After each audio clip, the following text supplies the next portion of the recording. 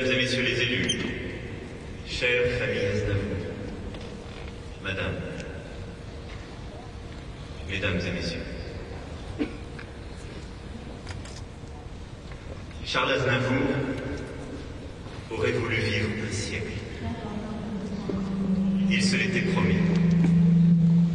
Il nous l'avait promis, comme un ultime défi lancé à la vie. L'âge ne l'avait jamais privé de ce fol appétit de vivre, de créer, de chanter, d'aimer, de rire. Mais, à quelques encablures du seuil, la mort est venue cueillir son mot. Et nous avons été surpris. Et nous avons été tristes. Car nous n'avions pas l'habitude que sa volonté légendaire ne s'accomplisse pas. Ce vide soudain laisse apparaître une évidence jusque-là obscure. Pendant près d'un siècle, c'est lui qui nous aura fait vivre. À nos fragilités secrètes, à nos émotions fugitives, à nos mélancolies et à nos espoirs, il aura tendu ce miroir consolateur qui, pendant tant et tant de décennies, aura rendu notre vie plus douce, nos larmes moins amères, nos joies plus légères. Ces chansons ne furent jamais ces rengaines d'un été qui amuse et qu'on oublie. Elles furent, pour des millions de personnes, un baume, un remède, un réconfort. C'est ce compagnon de route qui nous quitte, ce conteur fraternel qui chantait à hauteur d'homme la vérité de nos existences, prenant sa part des peines ordinaires, des deuils du quotidien et du temps qui passe. Ce temps qui passe. Il en parlait avec une intensité particulière dont nous sentions qu'elle venait de loin, non pas de la tristesse simplement, mais de l'expérience de l'exil. On dit que les années d'exil comptent tout. Chez Aznavour, la douleur et l'espoir comptaient tout. De cela, les Français se sont aperçus bien vite, même quand ils n'avaient pas connu l'épreuve du paradis perdu. Au fil des années, cette présence, cette voix, cette intonation reconnaissable entre toutes se sont installées dans nos vies et nous ont insensiblement réunis, quelle que soit notre condition, quel que soit notre âge. Une vibration commune s'est créée et Charles Aznavour est devenu naturellement, unanimement, un des visages de la France. Un autre Charles, Charles Trenet, qui avait tendu la main au jeune Aznavour, chantait l'âme des poètes, dont la foule distraite fredonne les chansons en oubliant parfois les paroles. Les chansons d'Aznavour sont d'abord des paroles. Ce sont des mots qui sont venus nous toucher au cœur. Leurs titres ou leurs refrains sont entrés dans le patrimoine commun et une grande majorité de Français s'est aujourd'hui spontanément poursuivre quand on commence à dire « je me voyais déjà, je vous parle d'un temps. J'habite seul avec maman, hier encore, emmenez-moi, j'ai travaillé des amis, que c'est triste de vivre. » Et tant d'autres. C'est là que se vérifie le génie d'un artiste. Dans cette consonance profonde qu'il habite avec son public. Mais nous avons chacun aussi notre Aznavour intime. Des chansons que nous cultivons parce qu'elles nous parlent plus particulièrement, parce que nous y trouvons un autre visage de l'artiste, plus secret peut-être, comme l'indifférence. Ce texte qui ressemble à du Verlaine chanté sur un tango obstiné, ou le palais des chimères, qui tient de la chanson des rues et de la ballade ancienne. La source de cet accord intime, de ce lien étroit qu'il sut tisser avec la France, cette source à laquelle sans cesse il s'abreuva et qu'il sut faire vivre. Ce fut la langue française. Ce fils d'immigrés arméniens et grecs qui ne fit pas d'études, comprit instinctivement qu'en France, il est un État dans l'État, une patrie dans la patrie, un sanctuaire plus sacré que tout. C'est la langue française. Certains héros chez nous deviennent français par le sang versé. Mais on devient aussi français par la langue parlée, par la langue aimée, travaillée, ouvragée, célébrée, aussi français que Kessel et Gary, qu'Apollinaire et Ionesco, aussi français qu'Aznavour. Cette langue est le viatique que l'école offre à chacun, et dont chacun peut saisir les tours et les détours, les nuances et les nervures, les couleurs et les accents. C'est par là qu'Aznavour devint si français, et même, disait-il, parisien, ancrant par les mots son imaginaire dans une identité qui n'était pas celle de ses parents, prenant pied dans la longue tradition des conteurs, des poètes, qu'il découvrit et aima aussitôt, et recevant le flambeau des mains de Traîné ou Piaf, et peut-être plus loin encore, de Fréhel et Damien. Cet enfant de la balle devint un gamin de Paris. Et c'est ainsi d'ailleurs que le cinéma, qui ne se racornit pas dans la peur obsidionale, mais continue de vivre dans l'hospitalité et la transmission aux nouveaux venus, dont il n'a jamais oublié qu'il avait fait partie. Aussi s'est-il toujours tenu auprès de la jeunesse, s'ouvrant aux musiques nouvelles, aux styles, aux voix, aux idées qui ne ressemblaient pas à ce qu'il composait, mais faisaient vivre la langue et vivifier l'expression musicale. Il écrivit jusqu'au bout pour les jeunes interprètes, prenant la responsabilité de perpétuer, d'aider, de soutenir, car il savait que la culture, la langue, la musique française ne mourrait que d'être privée d'oxygène, de renouveau, au nom d'une pureté fictive ou d'une vaine angoisse de certains. Il a tendu, entre tant de générations, un fil incassable. Telle était sa conception de la France.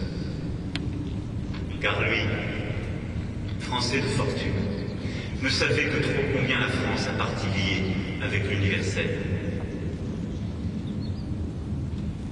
Il chanta en 1000 langues, mais partout, il porta en français ses chansons auprès de publics qui percevaient dans notre langue des accents qui les touchaient.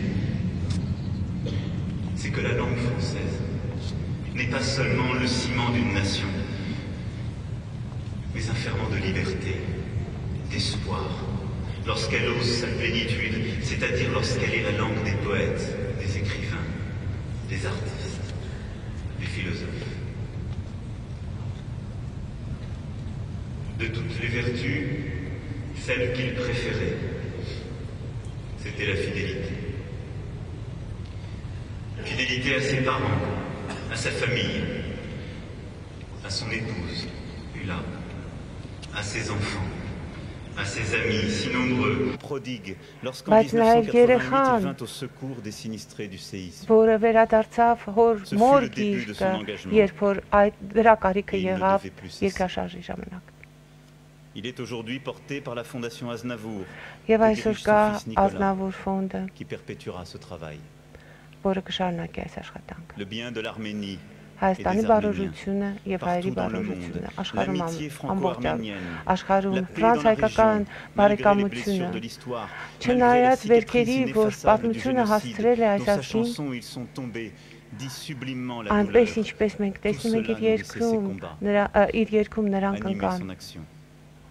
Այս բոլորը միշտ եղել է իր գործունեության հիմքում։ Նա միշտ գործել է Հայաստանի եւ հայերի համար։ Այդ ժողովրդի, որ դուրս է արվել իր երկրից, երբեմն անտեսվել է,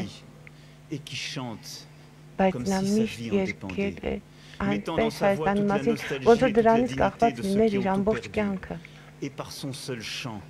Եվ միայն իր երգով նա վերադարձնում էր բոլորին հպարտությունը լինել այդ ազգի ներկայացուցիչ։ Նա, որ գիտեր պատմության ողբերգությունը, նրան, որ որևէ բան չէր կարող ստիպել խոնարհվել,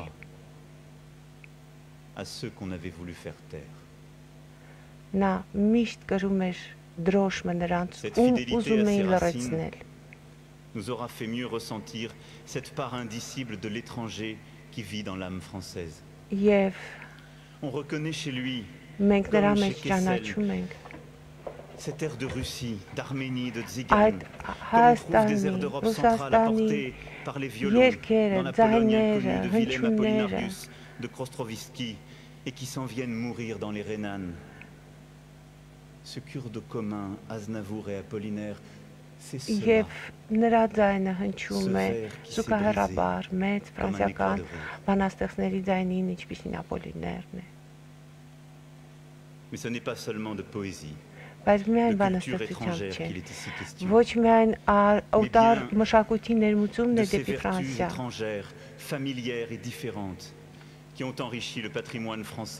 որով հարստացվել է ֆրանսիական մշակույթը տարիների ընթացքում։ a souvent souligné sa dette à l'égard de la France. Il a dit aussi ce que l'exil supposait d'oubli et de déchirement. Ce qu'il n'a pas dit par modestie, par discrétion, par pudeur. C'est que grâce à lui, l'Arménie avait apporté à la France et que pour suivre son exemple, je me gardais de rien de définir, mais auquel je veux rendre ici hommage. Բայց դա այն է, ինչին ես այսօր ուզում եմ նրա միջոցով, նրան հարգանք մատուցելով այդ հարգանքի տուրքը տալ նաև Հայաստանին, այն բոլոր հայերին, որոնք իրենց հայրենիքից դուրս գալով մեր դեպի Ֆրանսիա բերեցին մեծագույն հարստություն։ Եվ միայն խոսքը այն բանի մասին չէ, որ կա զանազանություն, տարբեր մշակույթների միաձուլում, այլ խոսքը այն մասին է, որ մեծացավ մեր ազգը դրանով։ Եվ Հայաստանն այսօր ես մտածում եմ ձեզ մասին։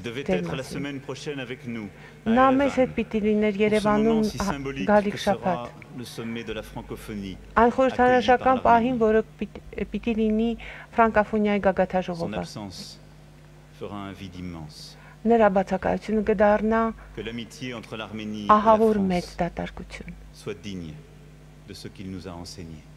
Բայց մենք կարծում ենք, որ մենք կլինենք արժանի նրան, ինչ նա մեզ պատգամել է։